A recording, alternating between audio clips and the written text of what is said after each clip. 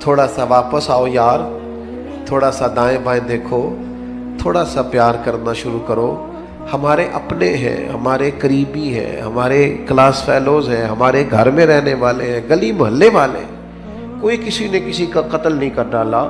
ہمارے سینوں میں بلا وجہ کے بوجھ ہیں یار، ہمارے مفت کے جھگڑے ہیں، ہماری بدگمانیاں اتنی زیادہ ہو گئی ہے کہ کچھ لوگوں کے پاس بیٹھے تو لگتا ہے کوئی بندہ اچھا رہا ہی نہیں یار، زمانے میں کوئی خیر ہی نہیں رہی. وہ مخلوق جس کے بارے میں رب کہتا ہے لَقَدْ خَلَقْنَا الْإِنسَانَ فِي أَحْسَنِ تَقْوِيمٍ، اور وہ امت جس کے بارے میں رب فرماتا ہے كُنتُمْ خَيْرَ أُمَّةٍ. اتنے بڑے اعزاز والے لوگوں کے شکوے اور پھر صحیح العقیدہ لوگوں کے شکوے. وہ میرے بھائی تھوڑا سا تو گنجائش پیدا کرے. دو ہی بندے ٹھیک ہیں، ایک میں ٹھیک ہوں، ایک جو ہاتھ باندھ کے میری ہاں میں ہاں ملاتا ہے وہ ٹھیک ہے، اور تیسرا بھی ٹھیک ہوتا ہے. بھائی تھوڑی تیسری کی بھی سنیں، اپنی طبیعت سے بوجھ اتارے، اپنے گمان کو اچھا کرے. آپ کو پتہ ہے ڈپریشن اور ٹینشن سب سے زیادہ کب ہوتی ہے؟ اور یہ مرض غریبوں کا نہیں، امیروں کا ہے زیادہ تر. پاکستان میں بڑھتا جا رہا ہے. اپنا ہی بوجھ معاذ اللہ لوگ اٹھا نہیں پاتے اور خودکشی کرتے ہیں. یہ جان تیری نہیں ہے، یہ اللہ کی امانت ہے. یہ تو اپنی مرضی سے نہ دنیا میں آیا ہے نہ اپنی مرضی سے جا سکتا ہے. اپنی مرضی سے مرے گا تو خودکشی حرام ہے، اور اگر ان کی مرضی سے جائے گا تو شہادت ہے، پھر درجات کی بلندی ہے. ہم کمزور پڑتے جا رہے ہیں. کیوں زیادہ ہوتی ہے ڈپریشن ٹینشن؟ آپ کو عرض کروں، ہم بدگمانیاں بڑی پھیلاتے ہیں. ہمیں لوگ اچھے نہیں لگتے، ہماری رائے مثبت نہیں رہتی. ہمیں اپنی مرضی کے حساب سے لوگوں کو ترتیب دینا ہے، اپنی آنکھ سے لوگوں کو دیکھنا ہے، اپنا زاویہ نگاہ ہے، اپنے دائروں میں بند ہے. او بھائی ہم دیکھو نا، میاں بیوی اگر گھر کے اندر میاں بیوی کا اتفاق نہ ہو تو گھر میں ساری سہولیات بھی ہو تو گزارا کرنا مشکل ہے. لیکن یہ بدگمانیاں کون پیدا کرتا ہے؟ اپنے قریبی لوگ پیدا کرتے ہیں. ویکھو منڈا تھکے آیا، پانی نہیں سو دیتا انہوں. بھائی اتنی سی بات ہے، آپ نے ہلکی سی بات ہی کی تھی، بالکل کوئی سخت بات نہیں. لیکن وہ خامد تو سوچنے لگ جاتا ہے واقعی بات تو ٹھیک ہے، اس نے تو پانی نہیں پوچھا. آپ چلے گئے اپنے کمرے میں، آپ کا وہ ساری رات انہوں نے لڑ کے جھگڑا کر کے گزار دی. اور میاں بیوی کے جھگڑے کا سب سے زیادہ نقصان ان کی اولاد کو اٹھانا پڑتا ہے. میں نے تڑپتے بچے دیکھے ہیں کہ ابا لڑتا ہے، روتی بیٹیاں دیکھی ہیں کہ جوان بچیوں کے ہوتے ہوئے بھی باپ اپنی بیوی کے منہ پہ تھپڑ مارتا ہے.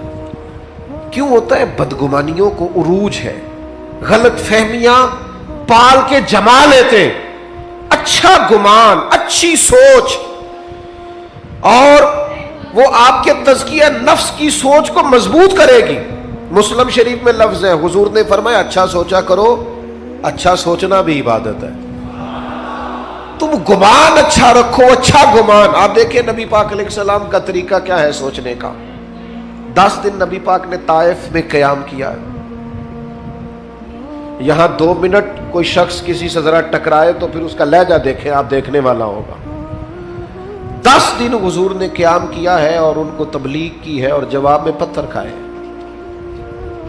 اور جب کریم واپس آئے ہیں، ہمارے ہاں بھی لوگ معاف کرتے ہیں، پر معاف وہ کرتا ہے جس میں بدلہ لینے کی طاقت نہیں ہوتی. وہ کہتا میں نے اللہ پہ چھوڑ دیا. اور جس کے پاس طاقت ہوتی ہے وہ پھر اینٹ کا جواب پتھر سے دیتا ہے. جب واپس آئے، سعد غلام نے عرض کی یا رسول اللہ انہوں نے تو حد کر دی. عرب کی جو روایتی مہمان نوازی تھی وہ بھی نہیں کی، جو مزاج تھا اخلاقیات کا وہ بھی بھول گئے. دین قبول کرنا، کرے دعا یہ تباہ ہو جائے. یہ میں تقریر کر رہا ہوں، آپ سن رہے ہیں، لیکن ایک ہمت کرو نا اپنی ذاتی دشمن کے لیے ایک دعا کر کے تو دیکھو بھلا.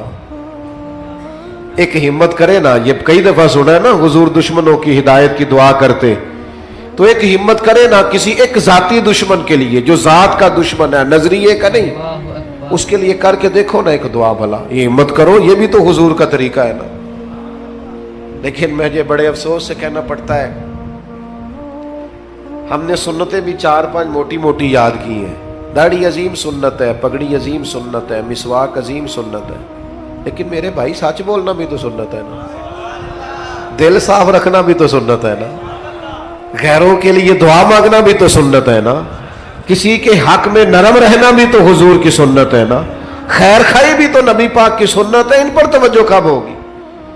آپ غور کریں، عرض کی یا رسول اللہ دعا کرے تباہ ہو جائے، تو حضور نے ہاتھ اٹھائے، کہا اے اللہ انہیں ہدایت دے دے، انہیں پتہ ہی نہیں یہ کیا کر رہے ہیں۔ اس طرح بندہ بچوں کے بارے میں ذہن نہیں بناتا کہ ابھی بچہ اسے پتہ ہی نہیں، اللہ ہدایت دے دے۔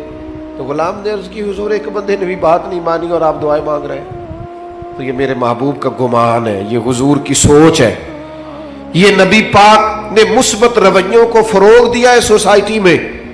کریم فرمانے لگے یہ نہیں نہ مانتے تو میں پھر بھی ان کی ہلاکت کی دعا نہیں کروں گا، اس لیے کہ اگر یہ نہیں مانتے تو مجھے امید ہے ان کی آنے والی نسلیں مان جائیں گی، ان کی نسلوں کے بارے میں خوشگمانی، ان کی نسلوں کے بارے میں۔ ہم نے تو اپنے بچے مایوس کر دیے، اور تیرا کچھ نہیں ہو سکتا، تیرے ورگے بندے نہیں کامیاب ہو سکتے۔ کس کو کہہ رہے ہو؟ اپنے بیٹے کو، اپنے شاگرد کو، اپنے عقیدت مند کو، اپنوں کو کہہ رہے ہو۔ وہ میرے پاس ایک بزرگ اپنے بچے کو دم کرانے لائے تو انہوں نے اتنی لمبی لسٹ شکایتوں کی کھول دی، کہنے لگے جی 4 بچے ہیں، یہ ضدی بھی بڑا ہے، نکما بھی بڑا ہے، نلائق بھی بڑا ہے، بات بھی کوئی نہیں سنتا، سارے گھر میں رٹا ہی اس کا ہے۔ تو میں نے بڑے ادب سے انہیں عرض کیا کہ آج کے بعد آپ نے اس کے سامنے نہیں کہنا، آپ اسے پکا کر رہے ہیں بیچارے کو، یہ کٹ جائے گا اپنی فیملی سے، کبھی ایسا کام نہ کریں۔ آپ اپنے بچوں کی تربیت کریں تو غیر محسوس طریقے سے، اگر آپ کو اس میں کوئی کوتاہی نظر آئے تو اس طرح کر کے اس کی تربیت کریں کہ اسے محسوس ہی نہ ہو مجھے ٹرین کیا جا رہا۔ لیکن ہم کیا کر رہے ہیں؟ دیکھیں نا، حضور علیہ الصلوۃ والسلام ہماری جانوں کے مالک ہیں، محبوب کسی کا نام لے کے اگر نصیحت کرتے تو وہ واری صدقے جاتا، لیکن کریم کو کبھی کسی کی شکایت ملتی تو حضور مطلق بات کرتے، فرمایا لوگوں کو کیا ہو گیا ہے، لوگوں کو کیا ہو گیا ہے، لوگوں نے اب یوں کرنا شروع کر دیا ہے۔ وہ دوستو، رب کی مخلوق کے بارے میں اچھا گمان، اچھی سوچیں، یہ پتہ چلے گا کہ آپ تزکیہ نفس کی طرف جا رہے ہیں، طہارت نصیب ہو رہی ہے۔ میں نے اپنی زندگی میں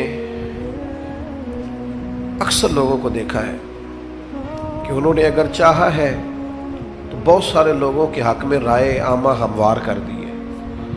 اگر انہوں نے چاہا ہے، کسی شخص نے جا کے کہا جناب آج فلاں شیخ کے مل کے آیا ہوں، تقریب سن کے آیا ہوں، کیا بات ہے، بڑا لطف آیا ہے، کیا بات، لیکن اب وہ بدگمانی پیدا کرنی ہے نا، فوراً ایک بات چھوڑیں گے، او تے ساری گلا ٹھیک نے، ہنسے نہیں سن ذرا صحیح کر کے، یہ طریقہ اس طرح کا نہیں، بیٹھے ٹھیک، بھائی وہ انسان ہے، 99 خوبیاں نظر آئی ہیں، بحیثیت انسان بھی 1-2 رہ جاتی ہیں، تھوڑی گنجائش تو دے اللہ، اچھا گمان تو، اور پھر اس کا ابلاغ کریں گے، ہلکا ہلکا دوسرے کو بتائیں گے، وہ تو نے دیکھا کیسے بات کر رہا تھا، وہ تو نے دیکھا آنا جانا کیسا تھا، وہ تو نے غور کیا ہے اس کا۔ وہ میں جیسا کہ میں نے عرض کیا ہے 6-6 7 جگہوں پہ جانے کا موقع ملتا ہے، اب مجھے کوئی شخص روک رہا ہے اگر باہر کہ آپ رکیں، تو جہاں آگے پہنچنا ہے وہ یہ تو پوچھ ہی نہیں رہا کہ آپ نکلے ہیں کہ نہیں نکلے، وہ کہہ رہے ہیں پہنچے کتنے ہو، اچھا وہ یہ بھی کہہ رہے ہیں پہنچے کہاں، اور بلا کے چاہے بٹھا دے، اس وقت اتنا مشکل کیا ہوتا ہے، پہنچے نہیں آپ، لیٹ ہو گئے، پریشان ہے، اور پھر ہر 10 منٹ کے بعد کہتے ہیں بلا تاخیر، ہر 10 منٹ کے بعد کہتے ہیں، رات 1 بھی بج جائے تو نقیب محفل نے یہی کہنا ہے بلا تاخیر، کیونکہ اس بیچارے رٹا ہی یہی لگایا ہوا، اللہ ماشاءاللہ۔ تو اب وہ میں جا رہا ہوں، لوگ ملنا چاہ رہے ہیں، میں بڑی تکلیف بعض اوقات محسوس کرتا ہوں کہ یار ان لوگوں سے مل لیتا، لیکن وہ دیکھنے والا اچھا گمان کرنا اس کے لیے مشکل ہو جاتا ہے کہ یار یہ کھڑا کیوں نہیں ہوا، اسے رکنا چاہیے تھا، لیکن وہ اس مشکل کو نہیں سمجھتا کہ جناب کس طرح اچھا گمان جب آپ سوسائٹی میں کرتے ہیں پھر اس کا ابلاغ بھی ہوتا ہے۔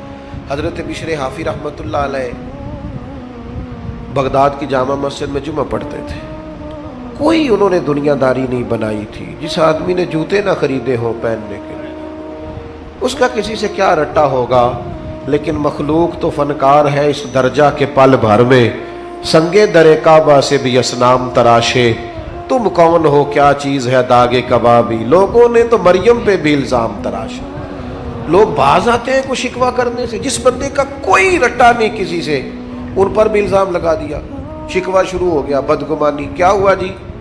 ایک تاجر کہنے لگا جی بابا صرف جمعے والے دن فرض ہی پڑھتا ہے, باقی نماز ہی نہیں پڑھتا مسجد میں. یہ مسجد کے امام پر بعض لوگ بڑی سختی کرتے ہیں, کہتے عصر کی پہلی 4 سنتے نہیں پڑھتا. تو میں نے کہا ضروری ہوتی تو اللہ رسول فرض کرتے, آپ کیوں کر رہے ہیں؟ جس چیز کو اللہ رسول نے ضروری قرار نہیں دیا آپ کیوں دے رہے ہیں؟ تو کہا جناب حضرت بشر حافظ صرف فرض جماعت سے پڑھتے ہیں. اور اس نے یہ بات کئی لوگوں سے کی. دیکھو یار یہ درویش بنے پھرتے ہیں, بڑے پیر ہیں, اور یہ صرف فرض پڑھ کے نکل جاتے ہیں مسجد سے. بہت سارے لوگوں نے سمجھایا کہ یار تمہیں ایسا نہیں کرنا چاہیے. بالآخر ایک دن ایک صاحب نے کہا یار تو پتہ ہی کر لے کدھر جاتے ہیں. حضرت نے مسجد میں باجماعت نماز جمعے کی ادا کی, مسجد سے باہر نکلے, اور پھر دوڑ کے, اب وہ پیچھے چھپتا چھپاتا تجسس کر رہا ہے, ڈھونڈ رہا ہے کدھر جاتے ہیں. حضرت نے جیسے ایک دکان سے نان خریدے تو کہنے لگا اوہو مولوی کو بھوک نے ستایا تھا, سنتیں چھوڑ دی اس نے. تھوڑا آگے بڑھے تو کباب خریدے, کہنے لگا عمر دیکھو اور زبان کے ذائقہ دیکھو. حضرت آگے بڑھے تو جنگل کا راستہ لیا, کہنے لگا یہ لوگوں سے چھپ کے کھائے گا. کہتا ہے چند قدم میں آگے بڑھا تو ایک کچے مکان کا دروازہ کھٹکھٹایا, اور پھر حضرت نے اس کو کھولا. پہلے بجایا کہ میں آ گیا ہوں, پھر اسے کھولا, اور جیسے ہی میری نظر پڑی تو سامنے ایک معذور فالج زدہ آدمی بیٹھا ہے. شیخ دوڑ کے گئے, مٹکے سے پانی پیالے میں ڈال کے پہلے اس کا منہ دھویا, پھر اسے سیدھا کر کے بٹھایا, اور پھر لقمہ توڑ کے اس کے منہ میں رکھا, اور ساتھ ہی کہنے لگے معاف کر دینا, جمعے کا دن تھا, لیٹ ہو گیا ہوں, ابھی تو میں نے سنتیں بھی پڑھ لی, ابھی تو میری بقیہ نماز رہتی ہے. وہ شخص کہتا ہے میں کبھی نہیں رویا تھا, پر میں دروازے پہ کھڑا تڑپ رہا تھا. یار یہ ذوق ہم نے انسان, یا ایھا الذین آمنوا اجتنبوا کثیرا من الظن ان بعض الظن اثم. ایمان والوں بہت سے گمانوں سے بچا کرو, بعض گمان بھی گناہ. میں نے سوچا ہی نہیں جو آدمی اتنا بڑا, جو کام بڑا تھا, میں اسے کیا سمجھتا تھا. کہتے شیخ ابھی کھانا کھلا ہی رہے تھے, میرے آنسو چمک ہی رہے تھے کہ وہ بوڑھے اور بیمار نے جو اگلا جملہ کہا تو پھر میری چیخ نکلی, اور حضرت کو پتہ چلا کہ میں موجود ہوں. وہ بیمار بزرگ کہنے لگے شیخ آپ کتنے کو سال آئیں گے؟ 14 سال ہو گئے آپ روز آتے ہیں.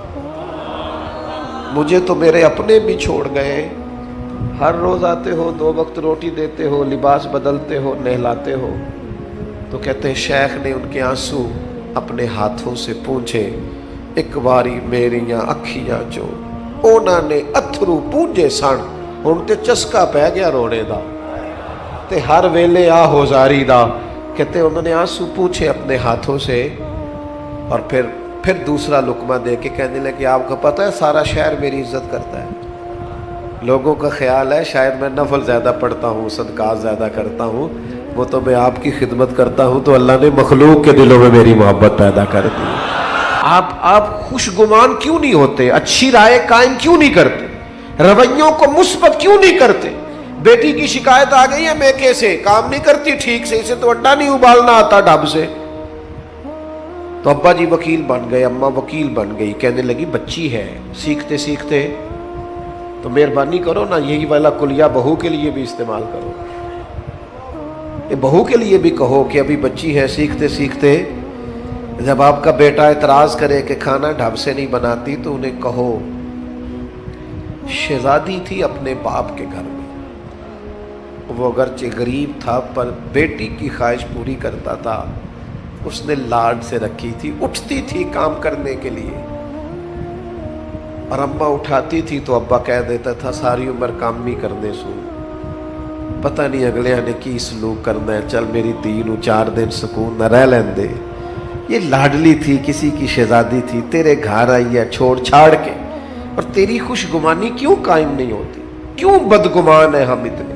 ہمارے لہجے کڑوے کسیلے, اور کسی کے بارے میں ہم سے رائے لی جائے تو وہ رائے اس طرح کی ہے کہ جیسے ترمذی شریف میں حدیث ہے, یہاں علماء بیٹھے نبی پاک علیہ السلام نے فرمایا میری امت گمراہی پر جمع نہیں ہوگی، میری امت گمراہی پر جمع، لیکن ہم سے پوچھو تو 3-4 لوگ ہی ٹھیک ہے بس جو ہمارے ساتھ ہوتے. حضور تو فرماتے جمع ہی نہیں ہوگی گمراہی. تو نے کیسے یہ طے کر لیا کہ سارے لوگ ہی خراب ہو گئے؟ اللہ نے اتنی خوبصورت مخلوق بنائی ہے، تجھے حسن ہی نظر نہیں آتا، تجھے اس میں خوبیاں ہی دکھائی نہیں دیتی، تو پیار ہی نہیں کرتا، تیرے لہجے میں محبت ہی نہیں ہے، تیرا انداز ترچھا ہے، کڑوا ہے، کسیلا ہے، تو بات کرتا ہے تو آگ اگلتا ہے، تو رائے دیتا ہے تو اس میں. اور پھر ایک اور بات بھی، جو پاکیزگی والے لوگ ہوتے ہیں ان کی تو ساری نظر ہی اپنے گناہوں پہ ہوتی ہے. ہم جب بھی بات کرتے ہیں نا بڑا کھل کھل کے کرتے ہیں، بات کرتے ہیں تو بڑا جناب ہمارا انداز عجیب ہوتا ہے کہ جیسے بڑے پرہیزگار ہیں، بڑے بھولے بھالے، بڑے اللہ والے، ریاض آپ کو بس ہم ہی جانتے ہیں، لیکن اپنی کوتاہیوں پر نظر ہی نہیں کرتے. نتیجہ کیا نکلتا ہے؟ زمانے کے عیب اچھل اچھل کے آتے ہیں، کمزوریاں اچھل اچھل کے آتی. صاحب مکتوبات 2 صدی نے ایک بات لکھی ہے، کہتے ہیں حضرت موسیٰ کلیم علیہ السلام کو نا ایک دفعہ حکم دیا گیا تھا کہ بستی میں سب سے اچھا آدمی ڈھونڈ کے لائیں. تو اب جسے حضرت موسیٰ اچھا کہیں گے بھلا کتنا کو اچھا ہوگا. جناب کلیم نے ایک متقی پرہیزگار ظاہر و باطن کا حسین آدمی ڈھونڈا، مالک یہ سب سے پرہیزگار ہے. حضرت موسیٰ علیہ السلام نے اب اس نیک آدمی کی ڈیوٹی لگائی، فرمایا بستی میں جو سب سے گناہگار ہے وہ تو نے ڈھونڈنا ہے. نیکوکار میں نے ڈھونڈا ہے، اب سب سے گناہگار ہے. آپ کی توجہ ہے میری بات پر؟ جو نہیں بول رہے ان کی بھی ہے کہ نہیں؟ بس میں سوئی میرے سامنے آپ فکر نہ کریں. اور میں تو ویسے ہی تقریر بڑی تھوڑی کرنے کا عادی ہوں، کوشش ہوتی ہے کہ ایک ہی آنسو میں کہہ جاؤں گا میں دل طوفان بھیجا لانے سے بھی یا چشم فائدہ، 2 اشک ہی کافی ہے اگر اثر کرے تو. عزیز اس کو نیک کو حضرت کلیم نے ڈھونڈا علیہ السلام اور کہا اب تو نے ڈھونڈ کے لانا ہے. میرا خیال ہے میری اور آپ کی ڈیوٹی لگتی نا برا آدمی ڈھونڈنے کی تو بس کوئی بندہ اچھا بچتا ہی نہ. تو حضرت موسیٰ علیہ السلام نے اس سے کہا تو نے ڈھونڈ کے لانا ہے. تو اس بندے نے رونا شروع کر دیا. اس نے کہا حضور یہ کام میرے والا نہیں، میں نے تو کبھی پلٹ کے کسی کے عیب دیکھے ہی نہیں، مجھے ڈر آتا ہے، میں تو کمزور ہوں، مجھے خوف آتا ہے. سے ثبوت نہ منگو میتھوں اے نظر کرم قد ہوئی، اے میں جانا یا دل پر جانے غیر نہ جانے کوئی. میں مسکین پرانا خادم مینو کسے در ملی نہ ٹوئی، اے تے واصف یار نے نظر جو کیتی تے پھر واصف ہی ہوئی. میں تو مسکین ہوں، میرے ذمہ نہ یہ کام لگائیں، مجھ سے نہیں ہو سکتا.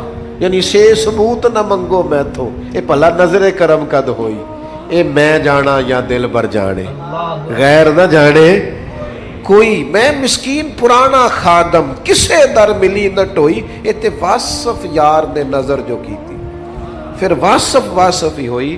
کہا حضور میرے ذمہ نہ لگائیں، میرے لیے مشکل ہے. فرمایا آپ نہیں کرنا ہے. اب ایک برا آدمی ڈھونڈنے کے لیے نا اس شخص نے 3 دن کی مہلت لی. ایک بندہ ڈھونڈنا ہے، ایک بندہ برا ڈھونڈنے کے لیے 3 دن لگا دیے.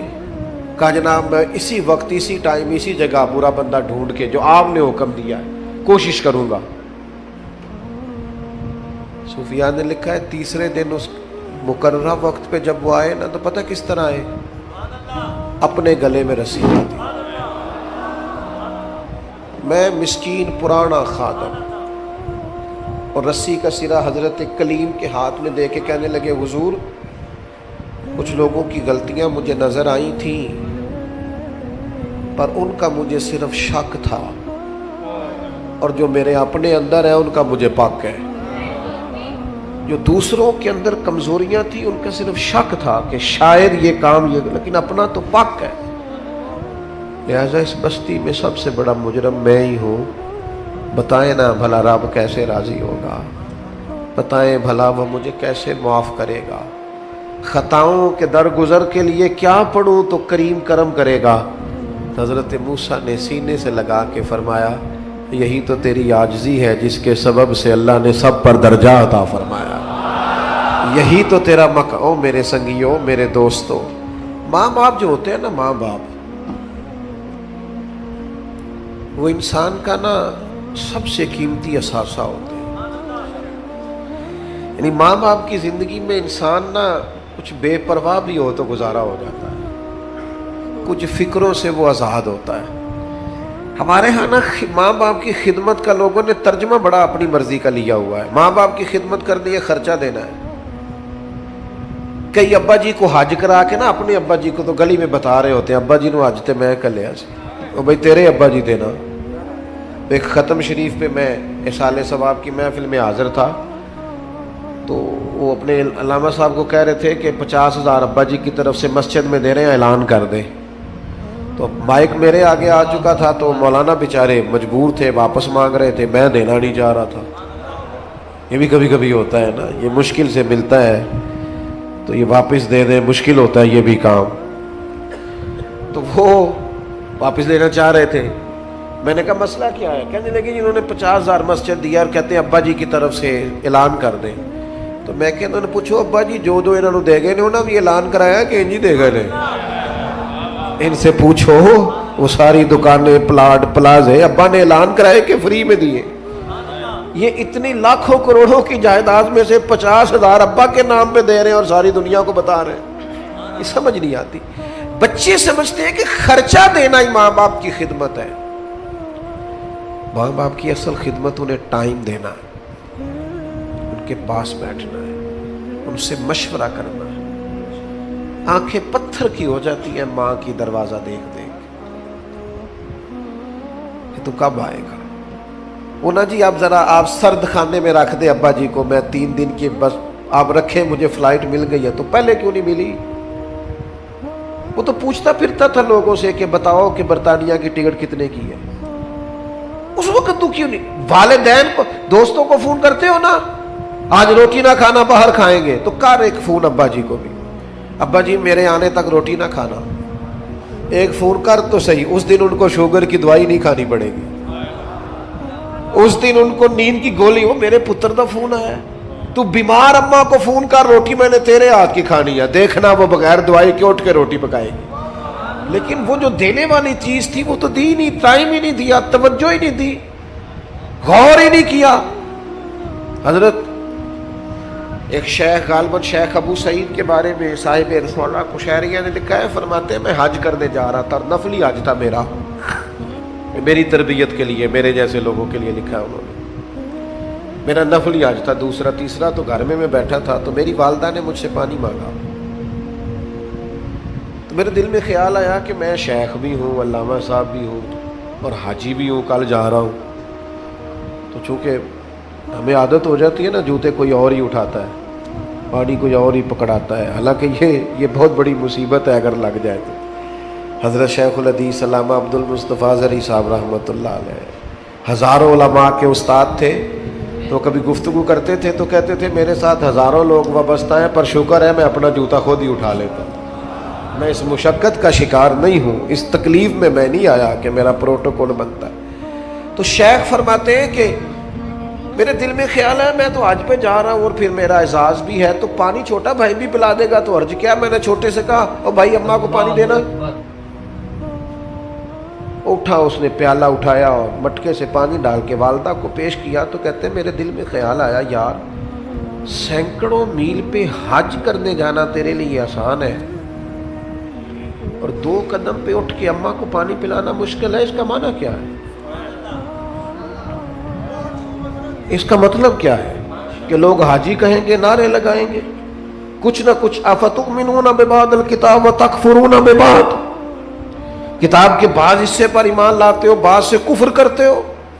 اپنی من چاہا دین، یعنی یہ مسئلہ سارے مردوں کو یاد ہے کہ 4 شادیاں کرنا جائز ہے. تو بھئی دین میں اور بھی تو کئی چیزیں جائز ہیں، وہ کیوں نہیں یاد کی ہوئی؟ یہ سب نے یاد اپنی مرضی کی چیزیں اخذ کی ہیں. تو میرے عزیز شیخ فرماتے ہیں میں نے حج کا ارادہ ملتوی کیا اور میں نے سوچا 1 سال پورا ماں کی خدمت کروں گا اور اگلے سال حج کرنے جاؤں گا کیونکہ میرا نفل حج ہے. थोड़ा सा चीज़ों पर गौर करें। पहले तो हमें बच्चों को कहना पड़ता था ना मोबाइल कम चलाएं, अब बच्चे कहते हैं कि अब्बा जी से कहें कि जब घर आए तो थोड़ी देर मोबाइल तो बंद किया करें। को हमने भी अपनी दिल की बात करनी होती है, घर वाली कह रही होती है 2 मिनट इसे छोड़ो, हम तो टाइम ही नहीं देते। माँ बाप को वक्त दें। और आखिरी गुजारिश ये करनी है, जब वो दुनिया से रुखसत हो जाए तो फिर भी वो माँ बाप है। 12 हक आला हजरत बरेलवी ने लिखे हैं वालिदैन के विसाल के बाद जो औलाद के जिम्मे होते हैं। तजहीज़ व तकफीन है, जनाजा है, तदफीन है, जनाजा है। फिर अगर उनके जिम्मे कर्ज है तो कोशिश करे औलाद अगर हिम्मत करे तो कर्ज अदा करे, उनके लिए रोज़ दुआए बख्शिश करे, उनके दोस्तों से रिश्तेदारों से अच्छा सलूक करे। और यहां तक लिखा है इमाम सुयूती ने कि कोई ऐसा काम ना करे जिससे देख के लोग दुनिया से गए हुए वालिदैन को भी बातें करें। वो थोड़ा अपने लहजों पर, अमलों पर गौर करे कि मेरी वजह से कहीं मेरे कबीले को, मेरे वालिदैन को कोई शख्स बात ना करे। आपको पता है बड़े लोग तारीफ करते हैं, पर यह तारीफ बड़ी मज़ेदार होती है। किसी चंगी मां दा पुत्र है, ये बड़ी मज़ेदार तारीफ होती है, इसमें बड़ा हुस्न होता है अगर आप कबूल करें। मेरे अजीज, कोई ऐसा काम ना करें जिसके सबब से लोग वालिदैन पर उंगली उठाएं। अपने लहजों में मिठास लाएं, तबीयत को हल्का फुल्का करें। और ये जो एजाज और प्रोटोकॉल और मैं भी हूँ, इस जिंदगी से ना उठ बुलिया ना चलो थे वसीए जिथे वस देनी सारे अन्ने, ना कोई साड़ी जात पछाणे ना कोई सानू मन्ने। थोड़ा सा ना बिल्कुल नॉर्मल सी लाइफ गुजारे, ज़्यादा चक्कर में ना पड़े कि मैं भी होता हूँ, मुझे भी होना चाहिए, मेरा भी नाम होना चाहिए। इससे थोड़ा सा ना आप ज़मीन पे रहेंगे तो ज़मीन वालों से रिश्ता कायम रहेगा, आप लोगों के बीच रहेंगे तो उसमें आसानियाँ होंगी। अपने वालिदैन से खुसूसी ताल्लुक़ पैदा करें, हर रोज़ सुबह उनके साले सवाब का बंदोबस्त करें, पाबंदी से कब्रिस्तान जाएं।